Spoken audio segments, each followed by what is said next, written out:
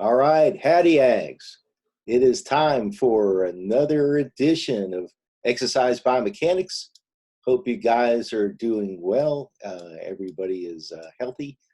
So look forward to today's lesson, which is going to be picking up with growth factors. So growth factors are second messengers. They're basically proteins that are involved in regulating increases in protein synthesis, repair, hypertrophy, etc. So very, very important to how connective tissues function and respond to changes in mechanical stress. And that includes during exercise, as well as on the other end of the spectrum, what might happen with spaceflight, sedentary lifestyle. If someone's bedridden, if they're in a hospital, for example, we hope that doesn't happen anytime in anybody's near future. So last time we were talking about second messengers that are small molecules, nitric oxide and calcium. So in the case of nitric oxide, it's produced by a family of enzymes called nitric oxide synthase. And in the case of calcium, it can actually be released by a number of specific channels. So some have to do with muscle contractions, some regulate protein synthesis, some regulate protein degradation, some actually cause tissue damage, believe it or not. Okay, so growth factors are proteins, and they react to a number of types of stressors, like stress on the cytoskeleton. So they can react and be enhanced with increased mechanical stress, increased metabolic stress. So again, we think of them as second messengers. So growth factors that we're going to talk about today, these proteins, and they're peptides, they're chains of amino acids. Each one has the term or name growth factor in it. They end, in fact, in growth factor. So we're going to look at 6 key players today that are critically important when exercise demands that protein synthesis be increased, as well as the blood flow.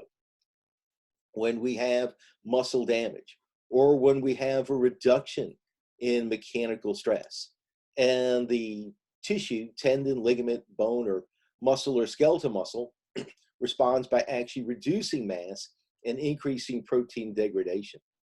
So these growth factors, again, can do a number of things, but primarily they can stimulate the number of new cells through mitosis or through differentiation of stem cells. They can also increase protein production directly. Sometimes they do it through increasing some stress proteins called heat shock proteins. There are other mechanisms involved as well. So we're going to look at these individually, one by one, and talk about what they do. Okay, so the first one is IGF-1. IGF-1 is really famous. It stands for insulin-like growth factor. So that means it works like insulin. Its amino acid structure is a little bit like insulin, but the main thing is it works on some pathways, and we're going to talk about one of those today, an mTOR pathway, that's involved in increasing protein synthesis that will increase the mass of skeletal muscles, increase bone mass, tendon mass, ligament mass, etc. Dipping down, there we go. Got my trusty old femur here. So IGF-1 stimulates connective tissue increases in mass and protein production, as well as skeletal muscle mass. So it's involved in hypertrophy of both. IGF-1 is also involved in repair after damage, anything from delayed onset muscle soreness to tendonitis to a second-class strain, a partial tear of a ligament. It could be any of those. IGF-1 responds to growth hormone, as well as increases in mechanical stress, as well as damage. So all of those will increase IGF-1 levels. The next growth factor we'll look at is platelet-derived growth factor. Platelet-derived growth factor, or PDGF, this growth factor is usually enhanced when there's either increased mechanical stress or increased damage. It's derived from platelets, so oftentimes when you see a blood clot, PDGF will be released. but it doesn't make platelets. Platelet-derived growth factor, what it does is works actually in conjunction with insulin-like growth factor to increase protein production, increase the number of new cells through mitosis or differentiation of stem cells. It has one more role, though. It can enhance angiogenesis and cooperate or stimulate vascular endothelial growth factor. This is a growth factor that increases the amount of vasculature. Anytime you need hypertrophy, response to exercise, or recovery after an injury, you're going to need new blood vessels. And this is where vascular endothelial growth factor comes in. So platelet-derived growth factor, IGF-1, both are incredibly important in protein production. Then the next three are relatively specific, but not exclusive, to bones, tendons, ligaments, sometimes cartilage, connective tissues. You see these also in the skin because you see fibroblasts in the skin. So the first one is transforming growth factor. That can stimulate the production of fibroblasts in healthy tendons and ligaments. It can also stimulate myofibroblasts, especially when there's been an injury. And that may sound okay, but myofibroblasts can produce scar tissue. That's something we really get worried about when there's a tendon strain or a sprain of a ligament, a joint sprain, for example. Scar tissue, I think of kind of like the body's Bondo. It's basically material we kind of patch up and put in place. But the structure of the collagen fibers and the orientation is much different than a healthy tendon or ligament. So the problem really is with myofibroblasts and scar tissue is you have kind of an amorphous tissue. It's not as vascularized. It doesn't respond to mechanical stress as well. And it also decreases range of motion. So that's one of the critical things for anybody who is starting my stopwatch. So today I was going to say, last time we ran a little bit long, so I'm going to try to run a little bit shorter this time and try to make up for that and finish up this week. So again, transforming growth factor can produce scar tissue. The problem again with scar tissue, it's amorphous, it reduces range of motion. It's something we would like to limit. And in fact, I think some of the 21st century medicine that's going to be exciting is reducing scar tissue while enhancing the production of normal tendon and ligament tissue after an injury. So it's really going to help the repair process and put down better stuff.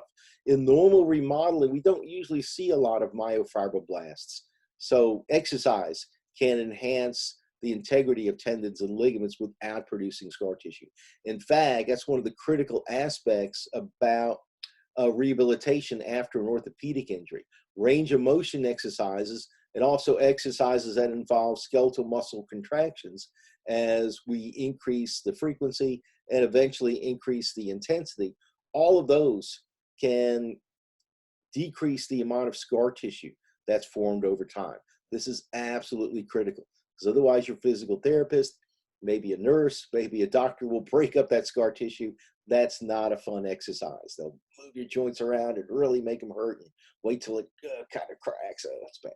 Okay, fibroblast growth factor, as the name suggests, increases the number of fibroblasts. We would see these in tendons, ligaments, skin, even a fractured bone. We see some fibroblasts being formed and FGF being involved in that in the early parts of repair after a bone fracture.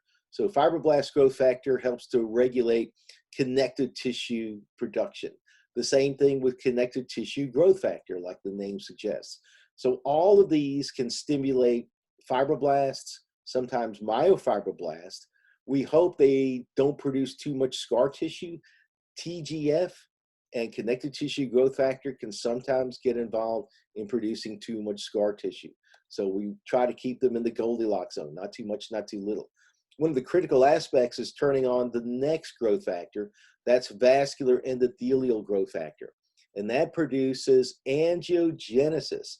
As the name suggests, that's the production of new blood vessels. The angio part is the blood vessels. The genesis part is, of course, the new stuff.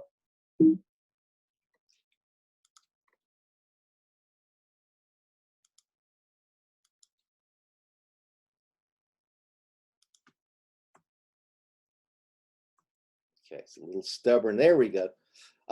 This is again just a reminder, when scar tissue forms, we don't have, unfortunately, the myofibroblasts don't build normal collagen fibers that are lined up really nicely, like we would see with the tendon and even the ligament. You get this kind of amorphous, disorganized collagen, kind of loose, it's kind of pale because it doesn't have as much blood flow. It reduces range of motion, can increase the risk of a re-injury, and I think of it like the body's Bondo. We're just kind of pasting stuff into place. Heat shock proteins. I wanted to talk about these a little bit, so I've kind of added a slide. Um, I don't have a board to write on, so I figured this was a little bit easier. And along the way, I'm updating textbook chapters and these PowerPoint slides. So expect I'm updating them also on eCampus. So look for updates as we go along. So heat shock proteins, they're really kind of second messengers. They respond to mechanical stress, cold stress, heat stress, metabolic stress, all kinds of stress. Their job is to protect cells, protect tissues, and enhance the healing and repair process. They can even be involved in hypertrophy. We think they are in skeletal muscle, and explain how in just a minute. Most of them, there are a few exceptions, and I'm not going to put them up here. They're named for their size in kilodaltons. Kilodaltons is just a measure of molecular size. HSP 70 is about 20 kilodaltons large. It's involved in repair and in enhancing the healing process. It's also maybe involved in protecting, acting as a chaperone of oxidized or partly damaged proteins and other molecules. HSP 70 usually lives near the cell membrane. It can actually shift its position based on what's happening. It tends to try to reduce oxidative stress. It can protect tissues against excessive damage, and we think it's involved in the remodeling and repair process. HSP 70, heat shock protein 70, is incredibly important. We know it protects proteins, enhances the healing process in skeletal muscle and connective tissue, and may be actually involved in muscle hypertrophy. HSP 90 regulates other heat shock proteins, so it's integrated into this whole scenario. These proteins are increased, elevated when there's stress. So if you go into like a sauna, the heat stress will increase heat shock proteins in your heart, your muscles, all over your body. And then you jump in, if you're in Norway, we jump in like a fjord, something really cold water. And the cold stress would actually enhance HSP levels as well. And they protect the heart against atherosclerosis, heart attacks. They can protect against high blood pressure. They protect muscles against atrophy, also damage during muscular dystrophy. If we actually give a mouse an extra gene for HSP 70, it will significantly reduce the damage that we see with muscular dystrophies. HSP 70 also protects aging skeletal muscle against injury and atrophy. So really, really important. So part of the way we think they work has to do with macrophages. So macrophages are very large inflammatory cells that we see repairing damaged tissue. So they usually will come in. There are two basic types that we'll talk about, M1 and M2 macrophages. M1 macrophages are pro-inflammatory. When there is damage to a part of the body, maybe a joint, a muscle, a bone, etc., it's going to degrade that damaged material and get rid of it. Then you have a shift to M2 macrophages. We think some of the M1 macrophages can become M2 macrophages. We can also make new M2 macrophages. These macrophages, their original source, stem cells, if you will, or progenitor cells, they're usually in the bone marrow. So it's not surprising that a lot of immune cells, they come from bone marrow as well. So M2 macrophages tend to be anabolic, and they're really, really important in healing hypertrophy, delayed onset muscle soreness. We think HSP 70 may be involved in this either shift or transformation of M1 macrophages to M2 macrophages. So the bottom line is these M2 macrophages, they're the ones that really stimulate the healing and hypertrophy process. So another way we can detect mechanical stress and transduce it into new bone and new materials, tendons, ligaments, and even muscle is through microdamage. A little bit of damage, like with exercise, is actually good for you. So there are tens of thousands of cracks in a typical femur or tibia. In a tendon or a ligament, there are lots of small tears. These are constantly being repaired and remodeled. So microdamage, we think, is actually one of the stimuli for the remodeling process. This microdamage can be detected by cells and enhance the turnover process for proteins in the case of bones, minerals as well. You want to limit too much accumulation of microdamage, though this occurs with overuse injuries and can lead to stress reactions and stress fractures in a bone, or tendonitis. It's a good example of an overuse injury where you have an accumulation of small tears in a tendon. You can also get things like chondromalacia, iliotibial band syndrome. Delayed onset muscle soreness is an example of microdamage that kind of accumulates really fast. The microdamage is actually at the cell membrane level. So we do want to watch accumulation because it can lead to stress fractures. In bones, it could increase the risk of osteoporosis later on. So we do get concerned about that. A little bit of inflammation is actually good for you. Inflammation is involved in the repair process. Inflammation is also involved, believe it or not, we think, in the hypertrophy process. If someone is doing some resistive training, some weightlifting, and they take non-steroidal anti-inflammatory drugs, then there's actually an increased risk that there may be reduced. Trixie is in the house, but someone is outside the house. So I'm going to stop this for a second and we'll see what the situation is.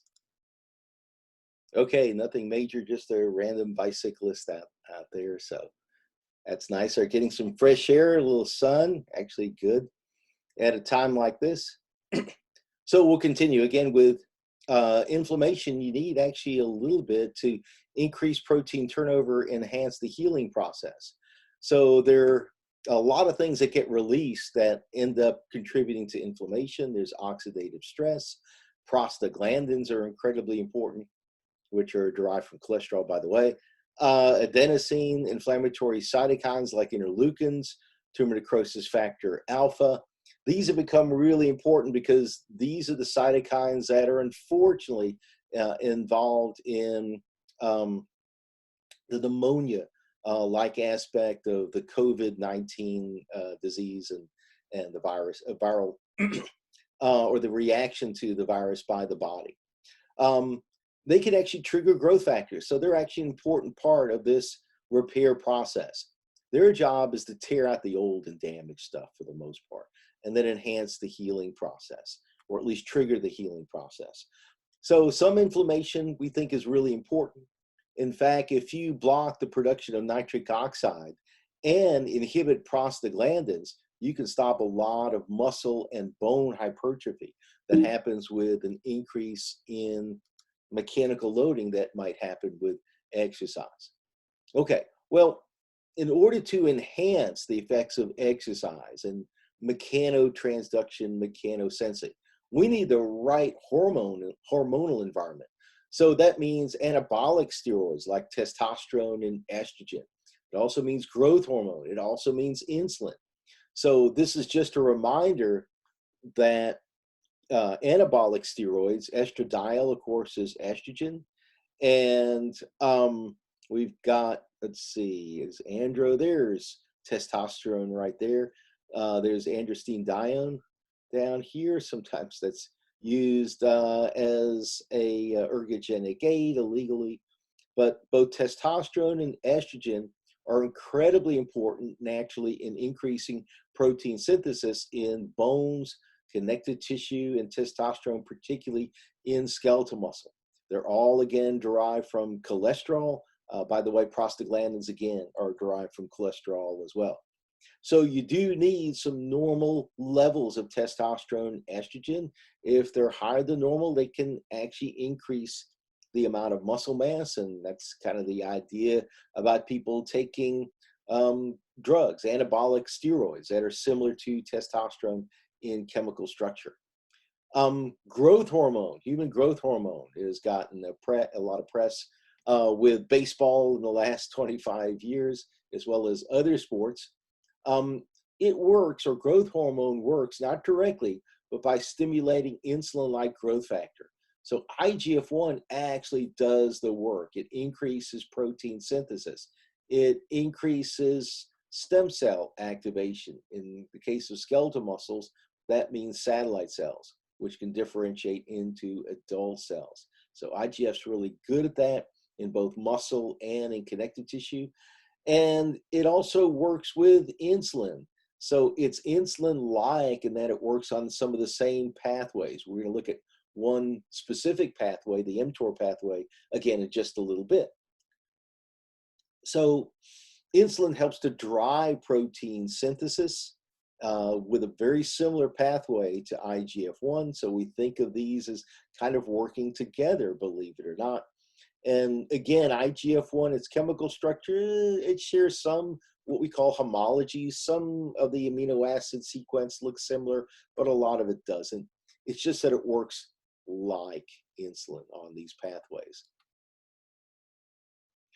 Here's something really interesting and frankly kind of weird. The light is doing some weird stuff. There we go. A little technical issue there. Okay, I think that's okay. At least I'm not in the basement doing lighting, but it's a bit of a challenge. Okay, so this is a little weird thing that we see just with bones. We still, after all these years, don't completely understand how it works. It was first proposed in the 1950s.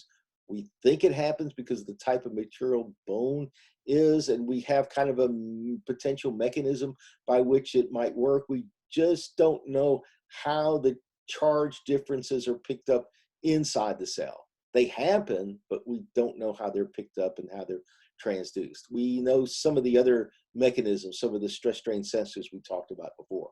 So the way it works is bone is really, it's a ceramic material. It's like a dinner plate. And that means you can have, if you want to think about it as static electricity, that's fine. But it can have a charge distribution inside of it. And when it gets bent or compressed or pulled, if there's tension or a bending force put on it, then because it acts like a dinner plate, like a ceramic material, there'll be a change in the charge distribution inside the bone. So we specifically call this a piezoelectric effect. And it's the same type of effect that we see in a lot of blood pressure, or old school blood pressure monitors. For the most part, thinking about a typical one that you might have at home, probably doesn't work that way, but the old school ones certainly did. And in industry, you see this a lot. So it takes advantage of a ceramic material that's being bent or stretched. Some load cells have a piezoelectric effect on the inside. It takes advantage of the fact that as the material is bent or stretched or compressed, it changes the charge distribution and therefore changes the resistivity in the material. So bones, we think, are kind of the same way. What it means is when there's a mechanical stress on the outside, normally, as you know, almost all cell membranes, well, not almost, it's really all alive cell membranes are charged. They have a charge distribution between the outside and the inside of the cell.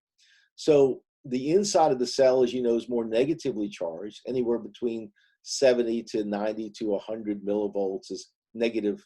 90 to 100 millivolts is pretty typical. 70 to about 100 millivolts. So that means you'll have more positive charge on the outside, more negative charge on the inside normally. But when there's stress put on the extracellular matrix on the outside material, then you can get an area where there might be more negative charges. And these charges are going to be right at the lipid bilayer, right by the cell membrane. So you're going to have maybe some negative charges now on the outside instead of positive charges. and therefore you're going to have positive charges on the inside. So if you have one type of charge on one side of the membrane, you're going to have the opposite charge on the other side. So we think that gets picked up somehow, but we don't know how. Yeah, we don't know the mechanism yet, but it's there, and it's been proposed for about 70 years now. So to sum up, what happens with the remodeling process when there are changes in mechanical stress, that's this, and mechanical strain, we think the body's trying to adapt so it normalizes the stress and strain. In other words, each tissue likes to see a certain amount of stress and strain during the course of the day. If there's too little, it's going to reject material. It's going to degrade it. You'll see less protein synthesis. If it needs more material, you'll see more protein synthesis, and degradation will trail behind a little bit. So it's going to look like this. When there's a decrease in mechanical stress, like space flight, sedentary lifestyle, muscles, tendons, ligaments, bones, cartilage, all lose mass in the affected areas, especially the weight-bearing related stuff. So we see a reduction in stress. There's a huge increase in protein degradation, coupled with a very large, but not quite as large, decrease in protein synthesis. It looks to us like the degradation happens first, and then there's a little bit of synthesis, reduction in synthesis afterwards. But as I've looked at the newer papers, there's potential for them to be coupled. So when synthesis goes down, protein degradation goes up, because those pathways are actually linked by a couple of different proteins and pathways. When there's an increase in mechanical stress, like resistive training, running, weight-bearing exercise, there's a huge increase in protein synthesis. There's actually a transient increase in protein degradation shortly after each bout of exercise. So it looks a little weird, but overall, when we look at the balance, the protein synthesis goes up a lot more than the protein degradation. So the bone or tendon or ligament or muscle is going to gain mass. In the case of reducing mechanical stress, protein synthesis is down. There's a huge increase in protein degradation. With a gap in between, you're going to lose some mass. With spaceflight and with casting, muscles and cartilage actually lose mass the fastest. Tendons and ligaments also lose mass pretty fast. With weightlifting and resistive training and any increase in mechanical stress, these tissues adapt, but that process is a lot slower than the degradative process. So that's kind of an emergency situation as far as the body's concerned. If someone isn't up and exercising or moving much in 48 hours, the body thinks they're probably sick or have been injured. And in that case, they're going to need amino acids in order to heal a tissue or heal a sick individual, which means that you have tissues that have been damaged as well. So in either case, you're going to need a lot more amino acids. And the body's going to assume, yeah, you might get some food, but a lot of times, if you couldn't go up and get it yourself and you weren't really involved as much in hunting or gathering or farming, then we're going to take it from the body.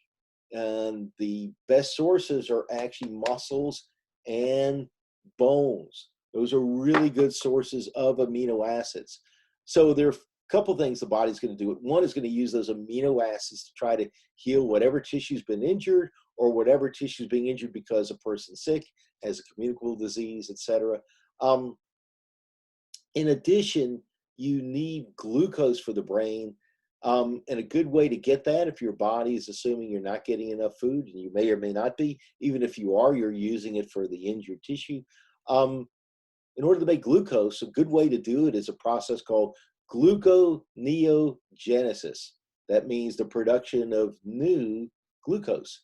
And the way that works is amino acids come from your muscles and bone and connective tissue. The liver converts it into glucose. Glucose up to the brain so it can be fed. Remember, the brain only works on glucose, ketone bodies, lactic acid. Those are the only three fuels that it can use. So that's in kind of an overview of what to expect with the remodeling process when there's an increase or decrease in mechanical stress. So when there's an increase in mechanical stress, and we're trying to build up tissue, either through hypertrophy or in the case of bones, sometimes an increase in density, we have to be able to open the lockbox with a number of keys. We're going to need some angiogenesis to enhance this process, whether it's development or repair or whether it's hypertrophy. You're going to need the right nutritional environment, which means usually amino acids and carbohydrates are going to need to be involved. Muscle damage, a little bit of muscle damage can stimulate that. So when it's hypertrophy, mechanical stress, and again, the right hormonal environment, having enough androgens, growth hormone, insulin. Remember, growth hormone is going to work through IGF-1. So that's going to stimulate growth.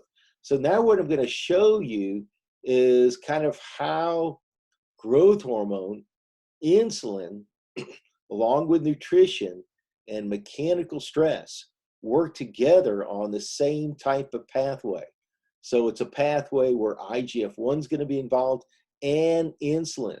So insulin, believe it or not, is the key. People with type 1 diabetes, that's an autoimmune disease where the beta cells in the pancreas have been destroyed by usually T cells, immune cells that come in there and actually destroy those particular cells so that people can no longer produce insulin. So with type 1 diabetes, which is much different than type 2 diabetes, with type 1 diabetes, the ability to produce a lot of muscle mass is impaired. So people don't usually have as much muscle mass. Bone mass also is impaired as well. Okay, so this is a growth pathway that's incredibly important. So this is where bio and mechanics come together. This is the exercise part. This is kind of the mechanics part. So an increase in mechanical stress can stimulate IGF-1 levels inside the tissue or associated with the tissue. Mechanical stress can also stimulate this pathway directly. Growth hormone. Every time you exercise, you get a big spike in growth hormone. Growth hormone is really unusual for a number of reasons. First of all, the greater the stimulus or the greater the intensity of exercise, the greater the spike in growth hormone. And we're talking about 500-600% increases or more. So that's a huge increase, 3 orders of magnitude, huge. Growth hormone also increases with increased duration of exercise, either intensity and or direction. Intensity and or duration can increase the release of growth hormone. So it's a natural way to get your HGH is to exercise. So we think that HGH is working in conjunction with mechanical stress to maximize the release of and production of IGF-1. And it's IGF-1 that's going to help to stimulate this pathway. Now, on the other end of the spectrum, on the other side, the left side of this relationship, we have some nutritional aspects. So, for example, after a workout, if someone drinks like Mootopia, which is a chocolate milk, they sell at H-E-B, it's got 13 grams of protein per 8 ounces. You got the amino acids, the protein, you got the carbohydrates. They can stimulate this pathway directly. We think they're nutrient sensing pathways, but it can also enhance insulin. And insulin levels, as they increase, can also enhance this pathway. It's called an AKT-mTOR pathway. So notice that growth hormone through IGF-1, mechanical stress, insulin, the nutrition aspect, carbohydrates, amino acids are all stimulating this pathway. So this is how nutrition and exercise can work together to greatly enhance the response. This is where basically sports nutrition comes in. So AKT doesn't really mean anything. It actually stands for a type of virus. But it's not from a virus, if that makes sense to you. So this AKT protein becomes phosphorylated. When that becomes phosphorylated, it becomes activated. And it turns on a protein called mTOR. mTOR is kind of a funny name. It stands for mammalian target of rapamycin. So rapamycin is a drug that can kind of tone down mTOR a little bit. So there are two types of mTOR. There's mTOR1 and mTOR2. You don't really have to worry about that much. But when rapamycin works on mTOR2, it can actually increase longevity, at least in rodents. May work in people, we don't know exactly. But if people and animals like rodents and rhesus monkeys have been involved in some of these experiments, if we reduce the number of calories that we eat, but not a lot, it only needs to be about 8 or 10% or so, we think in a human. In a mouse or rat, it takes about 30%. You can actually increase the lifespan of the animal or human. So if you cut down a little bit and then exercise a little bit, not surprisingly, that combination can help to make you lean, etc. So something I'm trying to work on now. At least the weather's nice, so I can go outside. So this AKT-mTOR pathway it gets stimulated by growth hormone that's stimulated by exercise. Exercise will cause a huge spike in it. And another interesting thing about growth hormone is that the better shape someone's in, the more trained they are, the greater the release of growth hormone by an individual bout of exercise. That's really unusual. That doesn't happen with epinephrine or adrenaline, as it's sometimes called in England.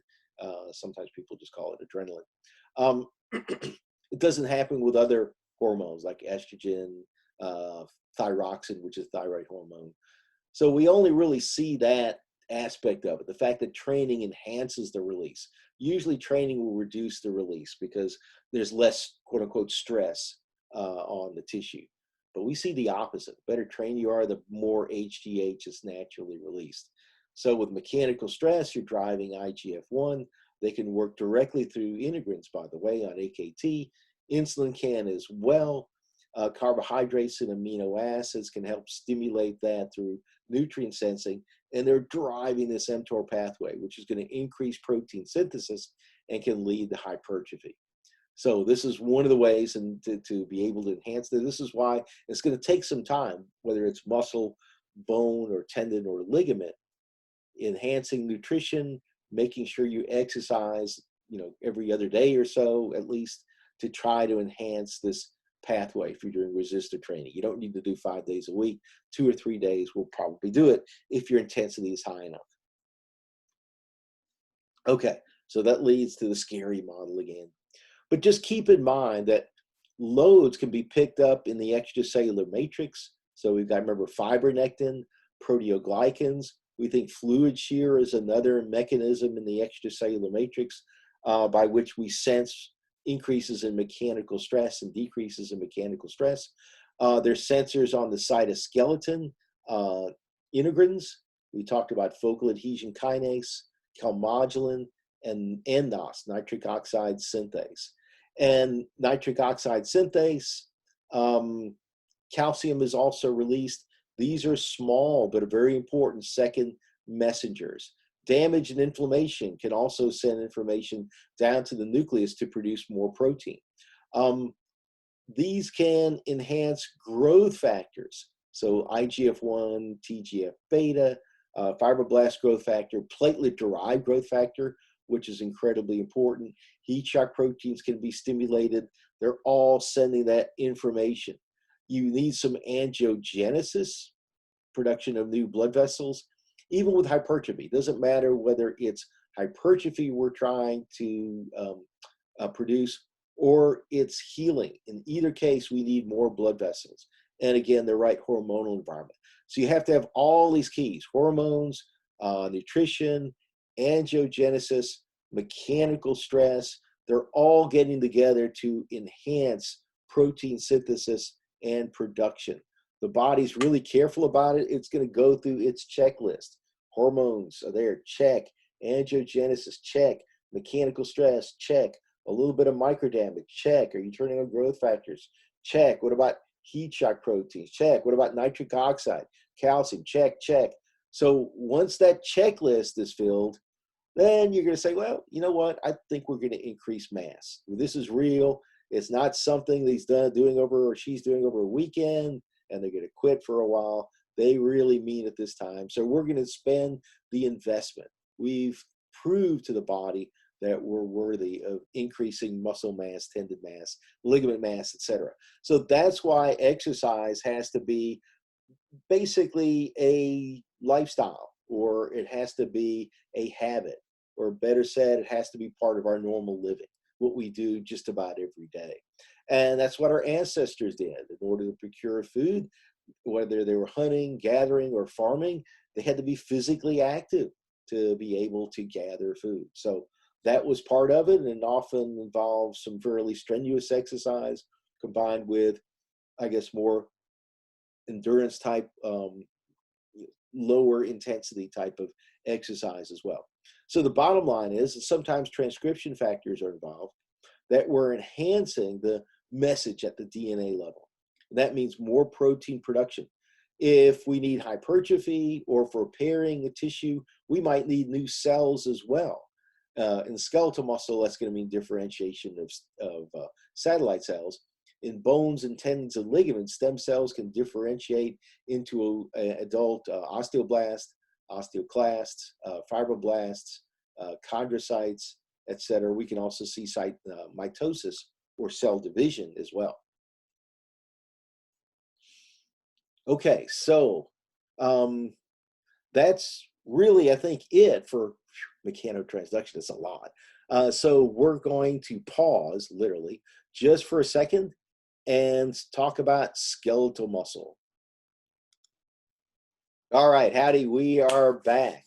So that would have been a good time to take a break. You could always take a break because you could pause this at any time. So what we're going to be starting to do now is we talked about how cells in general can, and relatively specifically to come to think of it, how we detect mechanical stress and strain, how we pass that information down to the DNA, how do we make decisions on producing new collagen, minerals, actin, myosin, contractile proteins, etc. So now what we want to do is actually go look at each specific tissue, and we're going to talk about how each individual tissue picks up mechanical stress and strain, how they adapt to the environment, what happens with aging, with sedentary lifestyle, with injuries, the rehabilitation process that we're going through today, and how that's going to be enhanced, we think, in the next 20 or 30 years. And we're going to talk about exercise as both a preventative measure in terms of maximizing the health of our connective tissues and their material properties, and then as a therapeutic measure during the healing process. Okay, so Arnold says, let's focus now on skeletal muscle. So the governor wants you to focus on, well, maybe not his muscles, but he, like everybody else, has about 600 muscles. Leonardo da Vinci was able to take a look at all of them, look at their origins, insertions, draw pictures. He had a lot of cadavers. He had a lot of time. He was bored, but he was a really good scientist and actually really interested in how this stuff worked.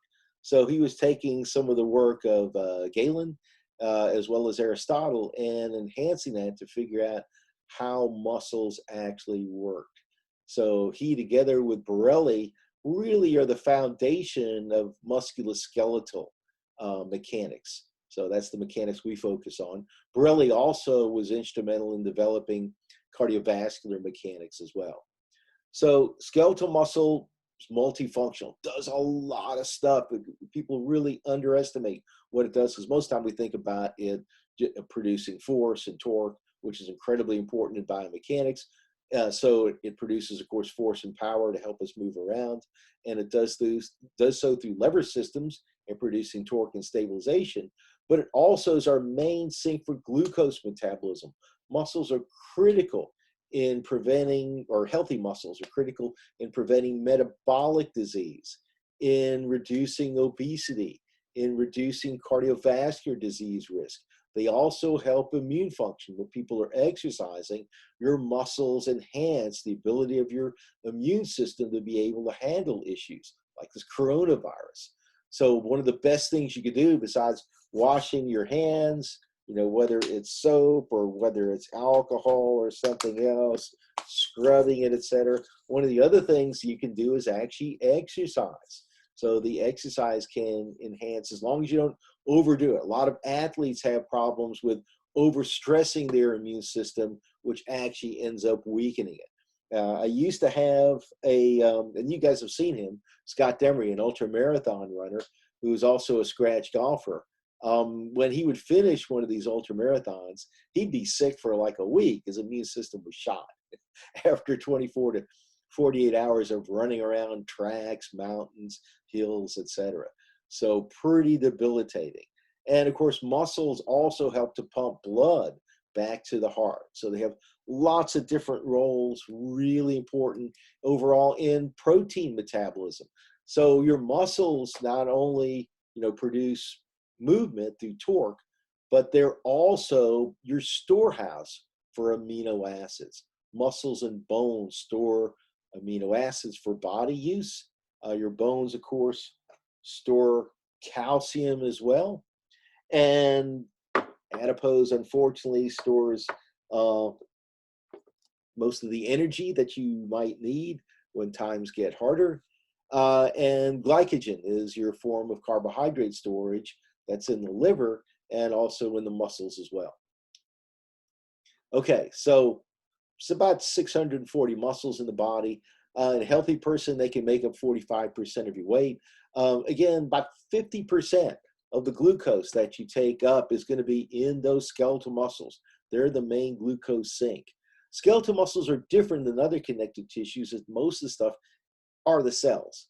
The muscle fibers are the muscle cells. So they're really long cells made up of a series of individual sarcomeres. About 15% is connective tissue and fat. And for muscles, that usually means endomysium surrounds each muscle fiber. Paramecium surrounds a group of fibers called fascicles. And then you have the epimysium that surrounds the entire muscle. So about 85% of the stuff in a healthy muscle are the muscle fibers themselves. So you've seen this before. Here's a muscle fiber. It's an elongated cell made up of a series of sarcomeres. Each sarcomere is separated by a Z-line or Z-disc. The Z-line also transfers forces from the inside of the muscle, where there's the contractile apparatus, to the outside, where you have the connective tissue. So that way, when a muscle contracts, the connective tissue and the muscle fibers contract at the same time or shorten at the same time. When it lengthens during like an eccentric contraction, you have the connective tissue and the muscle fiber lengthening at just about the same rate. There's sometimes some weak spots within the endomysium, which can lead to delayed onset muscle soreness with repeated eccentric contractions. So again, muscles are multinucleated. Most of those nuclei, about 97% or so, are myonuclei. They're postmitotic. They can't divide. So the only way we can get more myonuclei or repair a muscle that's had damaged myonuclei is through activation of satellite cells, which are mitotic, which can divide as well as differentiate. So again, lots of nuclei in a muscle. The satellite cells, here's a satellite cell being pictured. It's sandwiched between the cell membrane and the extracellular matrix. The individual myonuclei are actually wrapped by the cell membrane. They're literally part of the cell membrane. But we think that's where the action is, where the shear force between connective tissue and the muscle fibers themselves help to regulate the size, protein turnover, remodeling, atrophy, hypertrophy, etc. So this is, again, a longitudinal look at muscle fibers, and you see these individual myonuclei. Each one has a domain or three-dimensional space that it governs, we think. The satellite cells are probably more important, we think, with muscle repair than hypertrophy, but that's still a little open for debate, at least right now. The sarcolemma is the cell membrane in a muscle. Sarcoplasm is another name for the cytoplasm. Transverse or T tubules, they're like, if you will, giant caveolae. They take the electrical signal into the interior near the sarcoplasmic reticulum. And in skeletal muscles, there's a direct mechanical connection between the T tubules and the sarcoplasmic reticulum. They're actually calcium channels for both. And at the SR level, the reservoir for calcium is released when the T tubules are activated, and that stimulates the release of calcium. Calcium binds to troponin C, and then we have the rest of excitation, contraction, coupling as we reveal binding sites between actin and myosin. So when a muscle fiber is activated, there's a neuromuscular junction that's usually in the middle of the muscle fiber. And when the action potential gets down to the neuromuscular junction, it releases acetylcholine into the cleft. There are receptors on the other side. That causes the sodium channels to become open, and sodium rushes in, depolarizes the cell. So this electrical signal also goes into the T tubules, where the T tubules have a mechanical connection with the sarcoplasmic reticulum. There are actually something called dihydropyridine receptors. They're basically voltage-sensitive calcium channels. You see these in the heart as well.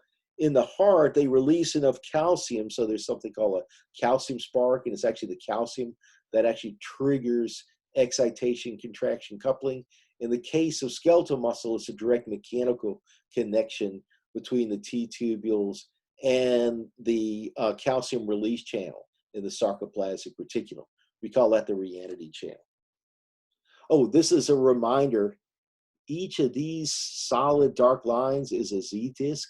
When you're looking at a number of microfibrils or even muscle fibers, the Z disc usually line up. It's really pretty cool.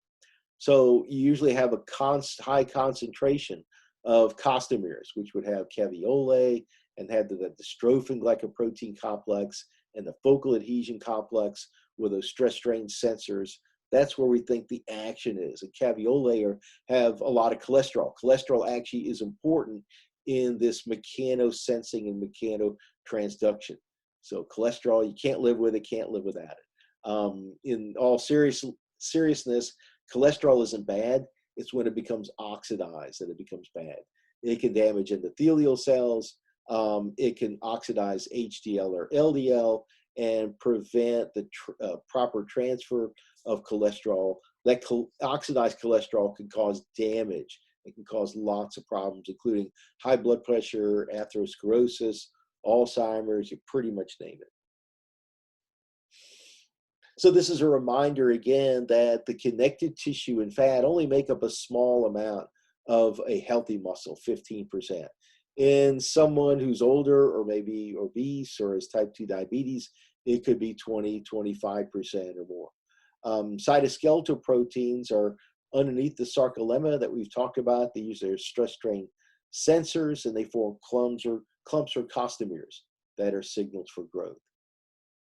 So there's some basic definitions. We'll go through these really quickly.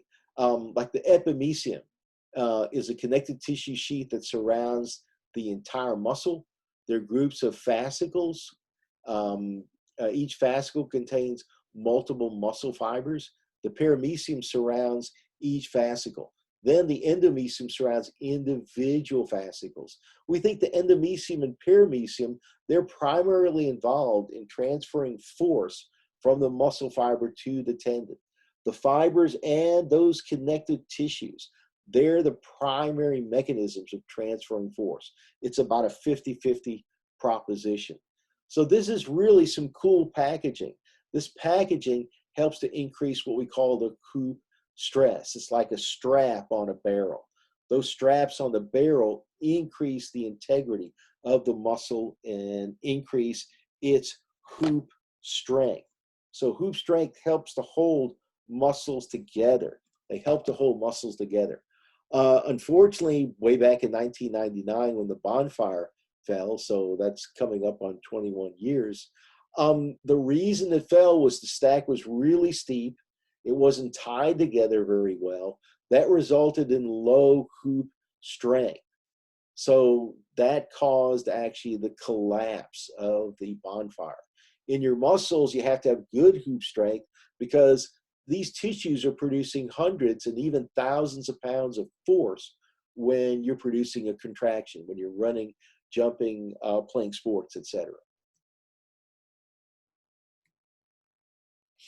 Okay, so skeletal muscle composition kind of looks like this. About 3/4 water. So it's pretty amazing. And 20% protein, most of it's soluble protein. There's some insoluble protein, the connective tissue, etc. But a lot of it's soluble. Actin and myosin are relatively soluble. Um, uh, Metabolic proteins are all soluble. So you have this very liquidy environment that's supposed to be able to produce lots of force. Now the water is kind of trapped, which can enhance its ability to produce a hydraulic effect. We see this especially when a muscle's contracting. So when your muscles are relaxed, for example, they're not going to be really thick, they're kind of elongated. But as we shorten them up, they get wider. And as they get wider, they stay the same volume. And the reason they stay the same volume is water is not a material, especially when it's trapped.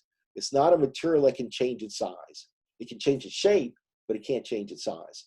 So it can't become bigger or smaller. Air is what we call adiabatic, meaning you can compress air like a piston in your car. We compress the air, which heats it up, and then we light a spark. We got a gasoline mixture, so we get a controlled explosion.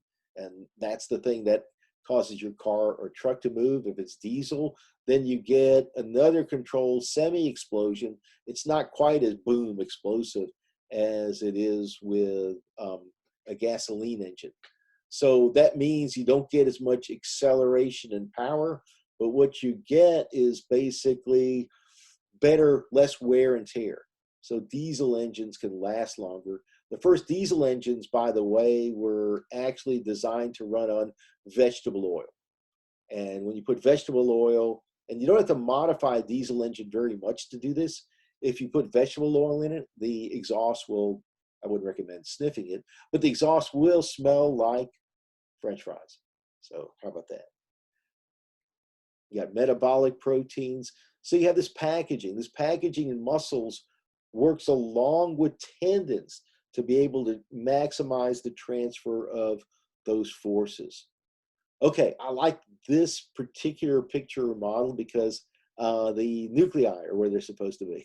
And that's almost kind of wrapped by the cell membrane. So good job there. And again, here we see these invaginations, the T tubules, where the electrical signal is carried into the cell, or depolarization to be specific.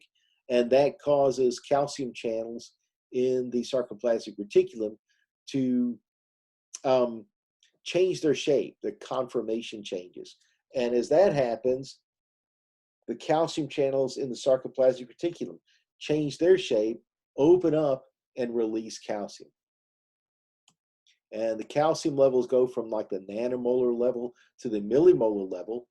And therefore, you get binding of calcium onto troponin C, and that causes excitation, contraction, coupling. So here is this packaging. So we're going to focus on this packaging and how muscles and tendons work together, because now there's really good evidence from biomechanics studies that, for example, when your calf muscle, when your gastrocnemius and soleus muscles are contracting, that tension, increase in tension, tightens, and I'd rather use an increase in stiffness, stiffens the muscle, and that muscle now pulls on the tendon, stretching it so that the tendon and the muscle work together as a unit. The tendon has some slack built in it. It's like a rope, for example,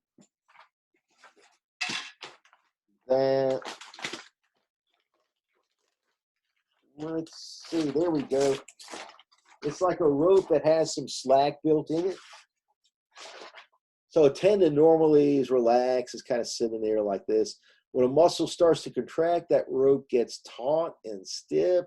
And so the stiffness of the muscle and the stiffness of the tendon happen about the same time and work together. That's the way we want it. It reduces the feeling of stiffness you might have when muscle contracts or when a joint moves. So in order to do that, we have to have the right type of packaging. It's like a box within a box within a box. So as we're going from small to large, we have each fiber's wrapped, groups of fibers, fascicles, they're wrapped, and then the entire muscle is also wrapped up with this connective tissue. So it's going to look something like this. The epimecium's on the outside, perimecium surrounds each fascicle or groups of fibers, and then endomecium surrounds each individual fiber. And so that maximizes, again, what we call hoop strength. So we know now, we have proof from some studies done at the University of Michigan, as well as some frog studies from way back in the day, but the ones that were done with mice about 8 or 9 years ago are really, really convincing, really cool. So about 50% of the muscle fiber or muscle force goes down the muscle fibers.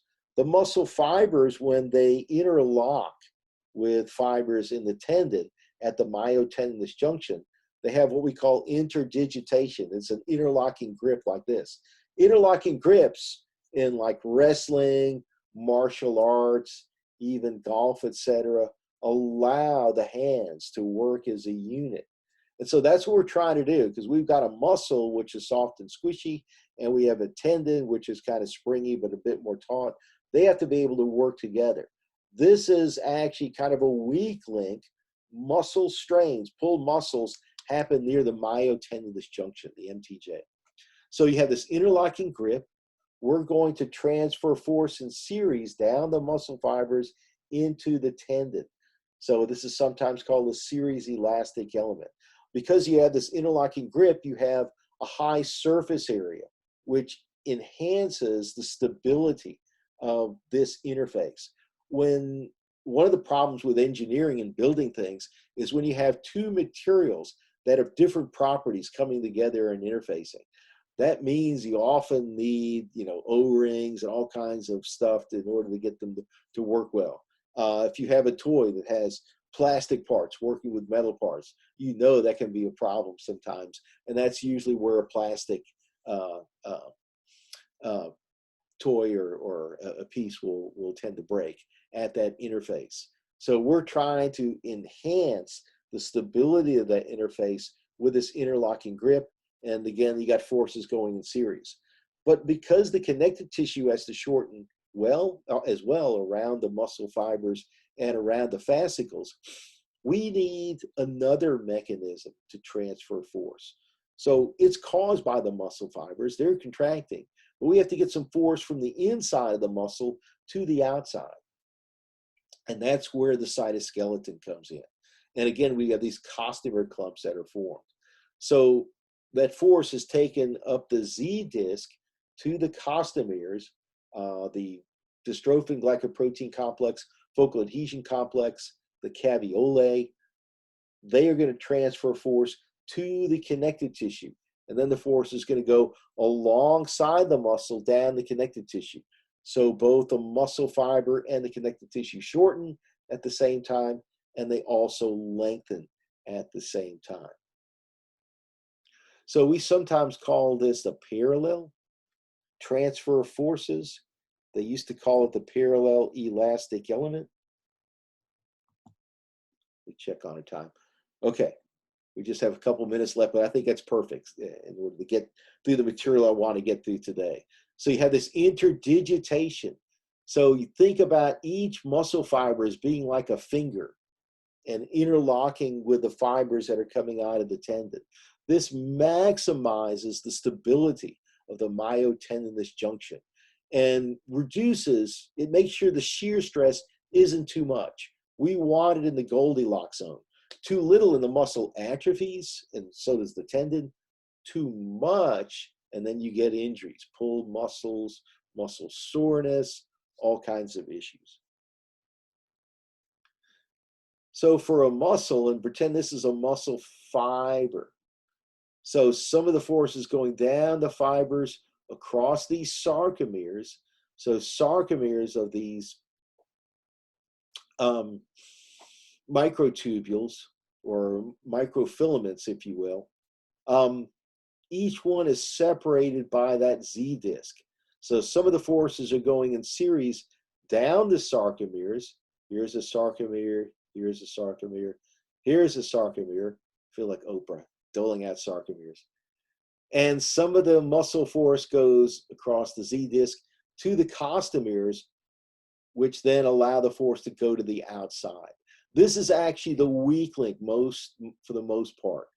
These costameric proteins, if there's a problem with some of them, and it happens with muscular dystrophies, it happens with type 2 diabetes and metabolic disease. It also happens with I mentioned metabolic disease. Oh, cardiovascular disease as well. I think there was something else. We see a loss of some of these proteins and the ability to transfer that force to the outside of the cell. So it works in parallel alongside the cell. That's completely blown asunder, if you will. So that means that you can't transfer as much force down the connective tissue. And what it means in the end is that muscle is more likely to get injured and it can't produce nearly as much force. It's weak, it has poor muscle quality, it's likely to get injured because these proteins are some of them are missing, including nitric oxide synthase, your ability to regulate blood flow, your ability to activate satellite cells, your ability to increase protein production. All of that is impaired. This happens with aging. This happens with metabolic disease. This happens with cardiovascular disease. It happens with muscular dystrophies. So when we look at this model, it was generated by the University of Michigan again. And I'm just going to point out, I guess, some of the microanatomy, if you will. This is a muscle fiber. Here we have another muscle fiber right next to it. In between the two, we have our connective tissue. This would be the endomysium, which is made up of collagen and made up of laminin. This is the cell membrane right here. In each muscle fiber, we have a series of sarcomeres. Each sarcomere is separated by the Z disc. The Z disc, remember, is another mechanism or a main mechanism to carry force from the inside of the cell where the contractile apparatus is, where myosin and actin get together to pull. So about 50% in series, but we got to get another 50% outside the cell through the costomeres. That includes the dystrophin glycoprotein complex, focal adhesion complex, and then finally the caveolae, I almost forgot. Caveolae. If there's a problem with any of those molecules, if there's a mutation in one of the genes, then it contributes to Duchenne, Becker, limb-girdle, or congenital muscular dystrophy. There's also problems with aging, and as I mentioned, type 2 diabetes. This becomes a weak link. We can't transfer as much force, so instead of this being 50-50 and enhancing what we call hoop strength, it's more like 75-25. 75% of the force is in series, only 25% in parallel. That sets up a lot of shear stress.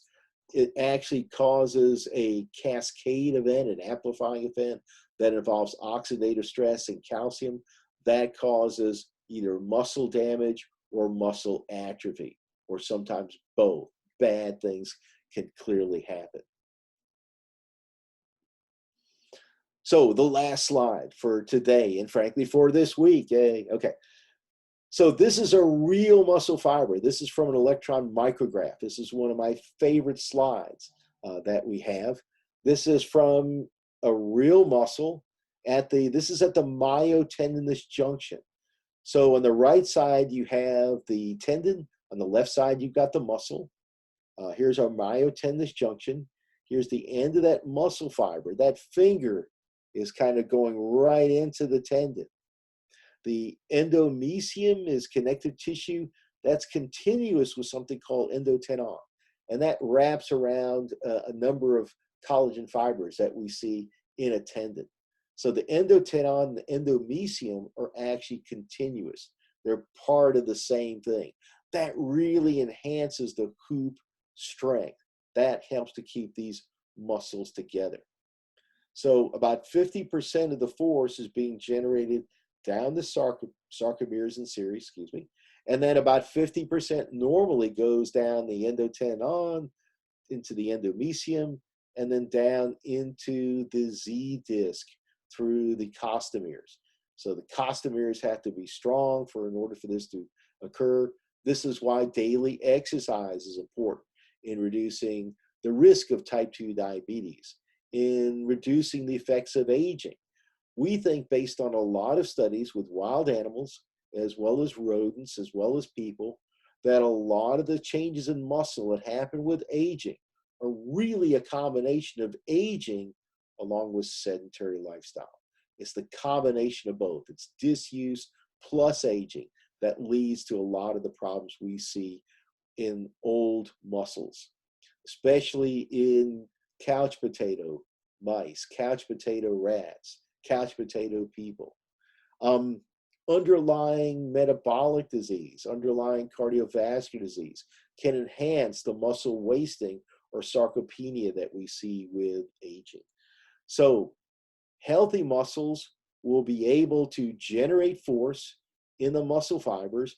They're going to pass some of that force, about half of it, to the connective tissue, and it's a 50-50 proposition. In parallel, meaning alongside, so these two vectors should be right alongside each other. That's the way it's supposed to be when a muscle's contracting and when a muscle's lengthening. The connective tissue and the muscle must work together in order for things to be cool. Okay, we're going to stop there. Have a great rest of the week. I'm going to post this right now. So this is on Tuesday, and we will see you soon.